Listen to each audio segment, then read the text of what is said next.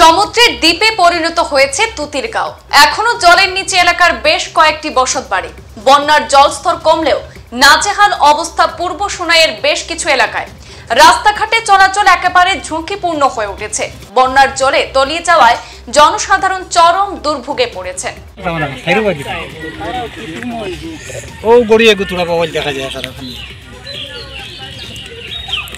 ওখান তুতিরগাঁও না মধুরবন্দি গাঁও আর তুতিরগাঁও ওদিকে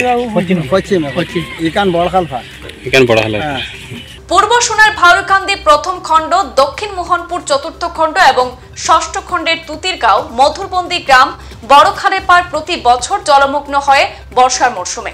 বৃহস্পতিবার সেই গ্রামগুলিতে গেলে দেখা যায় তাদের বর্তমান অবস্থা। শুকনো সামান্য জায়গা থাকলেও সেখানে রাখা হয়েছে গবাদি পশু। তাদের মুখে চারা দেওয়ার মতো কোনো ব্যবস্থা নেই। পশু খাদ্যের চরম সংকট দেখা দিয়েছে। বড়খালেপাড় গ্রামে কয়েকটি বাসগৃহ ঝুঁকিপূর্ণ অবস্থায় দেখা গিয়েছে। তার মধ্যে একটি ঘর সম্পূর্ণ ভেঙেও পড়েছে। বাড়িঘরের চারদিকে জলে পরিপূর্ণ। ঘরের সব সামগ্রী তলিয়ে যায় জলে। এদিন এলাকার বেশ কিছু মানুষ ত্রাণ সামগ্রী প্রদানের দাবি জানিয়েছেন। তাছাড়া বড়খালের উপর ঝুঁকিপূর্ণ বাঁশের সাঁকো পরিবর্তে একটি সেতু নির্মাণের দাবি জানানোর পাশাপাশি বড়খালের একমাত্র রাস্তাটি উঁচু করে নির্মাণের দাবি জানানো হয়েছে। স্থানীয় মানুষজন অভিযোগ করে জানান, বন্যায় গ্রামগুলি তলিয়ে যাওয়ায় মানুষ আতঙ্কিত। গৃহকর্তারা দিনমজুরিতে যেতে পারছে না, ছাত্রছাত্রীরা স্কুলে যেতে পারছে না দীর্ঘদিন থেকে। ফলে তাদের পড়াশোনা একেবারে লাটে উঠেছে। বন্যার কবলে পড়ে প্রতিবার কৃষিজীবী মানুষদের ব্যাপক ক্ষয়ক্ষতি হয়। যতটুকু তারা সারা বছর উপার্জন করেন তা বন্যায় নিঃস্ব হয়ে যায়। এই এলাকার মানুষদের সাহায্য প্রদানের জন্য সোনাই বিধায়ক করিমউদ্দিন বড়ভূঁইয়া, কাছাড়ে জেলা শাসক সহ আসামের মুখ্যমন্ত্রীর দৃষ্টি আকর্ষণ করা হয়েছে। সমাজসেবী যুবক কাবিল হোসেন লস্কর জেলা প্রশাসনের কাছে পর্যাপ্ত পরিমাণে বন্যা পীড়িত মানুষদের ত্রাণ সামগ্রী সহ পশু খাদ্য প্রদানের দাবি জানিয়েছেন। পরিস্থিতি এখন কিতা হইতাম হওয়ার মতো নাই। আমরা তো পূর্বপুরুষ থেকে লইয়া এখানে বসবাস করি, আর বড় বড় ফ্ল্যাট গেছে, অনেক মানুষ আইসন, অনেক নেতা সকল আইসন, আইয়া আমরা রাস্তাঘাটের কন্ডিশন দিচ্ছেন, আমরা ঘর বাড়ির কন্ডিশন দিচ্ছেন, যেখানে মানুষের সিচুয়েশন দিচ্ছেন। রোজি রোজগার করারও ব্যবস্থা নাই, খাই খাবার তো নাই, রাস্তা নাইলে তো খাই খাবারও নাই। যার কারণে আমরা প্রতিবাদ করতে করতে সবই তো আমরা কথা দিয়া যায়, প্রতিশ্রুতি দিয়া যায় ইলেকশন পরে আমরা করে দিব, কিন্তু কত ইলেকশন গেল, আমরা তো শেষ সময় গেছে কি আর ইলেকশন পাইব কিনা। এখন পর্যন্ত আমরা আর কোনো কাজ সম্পূর্ণ হয় নাই।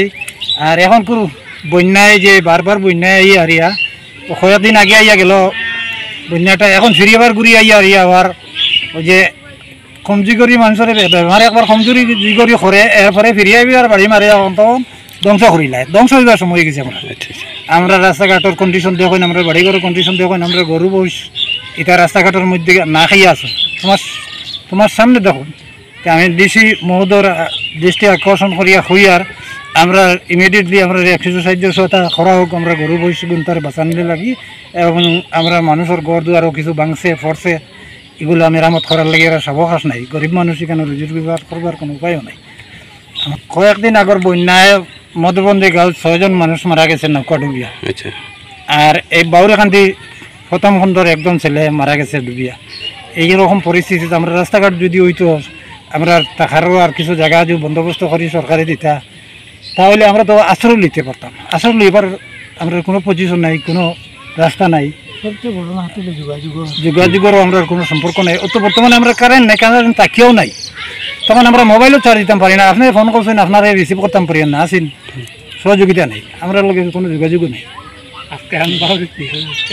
গ্রামের ক্ষতিগ্রস্ত কেমন মানুষ হয়েছে? প্রায় প্রত্যেক পরিবার হয়েছে, প্রত্যেক পরিবার কিন্তু খেলার বেশ আর কিছু কম বেশ হয়েছে। গড় আপনারা গ্রামের গড় কতটা মানে ভাঙছে? ভাঙা গড় একদম ফুল ড্যামেজ 2-3টা গড় আছে। আর আপনার বাকি মানে সব আংশিক মানে কমসে কম 200 সিঁড়িয়া গেছে, আপনার দরজা উর্জা ভাঙিয়া গেছে, এইরকম মানে অনেক ক্ষতিগ্রস্ত। বাসন বর্তন এই সেই ঘর পড়িয়া বা বারিন্দা পড়িয়া এইরকম কিছু বাড়িয়া মাটি উটি ঘর থেকে তো বার করিয়া নিয়ে মানে একটু রক্ষা হইল, কিন্তু এই ফ্লাডে আমরা সব কিছু শেষ করে দিছি। আমি সরকারের কাছে দাবি ওটা চাই, আর সবচেয়ে বড় হইল মুদ্রা হইলে আমরা গরু বয়ারও খাদ্য সামরিক গোটা দিবার লাগি বেশ বেশ করি, যাতে আমরা যে পাটে দিতই না আমরা বর্তমানে আমরা ওয়ানছি এটা ও 100 গ্রাম 200 গ্রাম করে আমরা পরিবার খাই, আর এটা গরু একবারও খাইয়া শেষ করি লাই, এটা বড় স্পেস করে দিবার লাগি ভেটেরিনারি বিভাগ করে আমরা অনুরোধ করি, আর যে গরু বয়ারের খাদ্যটা বেশি বেশি করে দিবার লাগি আমি সবার কাছে বেশি দৃষ্টি আকর্ষণ করি, আর যে গরু বয়ারের খাদ্যটা আমরা বেশ বেশ করে দিবার লাগি। তোর সঙ্গে আমাদের স্থানীয় বিধায়ক আলহাজ করিমুদ্দিন বড়ুইয়া ওনারও দৃষ্টি আকর্ষণ করি, আর যে আমরা গরু বয়ারের যে খাদ্য সামগ্রীগুলো কীভাবে সরকার তানি রিলিজ করান যায় ওটা তার সাহায্য সহযোগিতা করতে আমরা স্থানীয় মানুষের দেখো আমরা এখান থেকে গিয়া যে 2 4 কিলো মাতিয়া কোনো কাজ দিত কিংবা ভেটেরিনারি যে মাতি আমরা যাওয়ারও সুবিধা নাই বর্তমানে, আমরা ওলা জেঞ্জার অবস্থাটা সেখানে যাইতেও পারি না, যদি যাইতাম বা গিয়ে আমরা কতটুকু মাছ আমরা খামও লাগবো এটা তো আমরা মাছ খামও লাগতো না। এর লাগিন আমি যারা নেতৃত্ব দেয় আমার জিপি লেভেল বা এফি ব্লক প্রেসিডেন্ট আপনার MLA সবাই আমি সবার দৃষ্টি আকর্ষণ করে যাতে এই সময় দূর সময় আমরা সবে সাহায্য সহযোগিতা করতাম, এর লাগিন আমি অনুরোধ রইল আমার। এখন আমি এমন যাইতাম আজকে শোনাই যেতে আমার ঘরের ফ্যামিলি আছে, আমার বাচ্চাই আছে, আমার ছোটো ভাই ছেলে আছে, গরু আছে, বই আছে, যাওয়ার পরে ইনকেস আমি ঘরে নাই আমার বাচ্চাকে জলে ডুবি যাব কিংবা ছোটো ভাই একটা জলে ডুবি যাব, এইভাবে আমরা আজকাল এই পুরা যত বন্যাত মানুষ মারা যাওয়ার কারণে আমরা পুরা গ্রাম পুরা বয়ে বস্তা টানি গড় টানি বাইরে দিতে পারতাম না সম্পূর্ণ এই সম্পূর্ণ মানুষ খালি আমি মানে প্রত্যেকটি পরিবারের মানুষ গড় টানি বাইরে দিতে পারতাম না, খালি মানুষ অ্যাক্সিডেন্ট নিয়ে মারা না যায় যার লাগি নিজের পরিবার টানি বাইরে দিতে পারতাম না, গড় টানি বাইরে দিতে পারেন না। সংবাদ এই পর্যন্তই, ফিরছি পরবর্তী অন্যান্য আপডেট নিয়ে, সাথে থাকুন, ধন্যবাদ।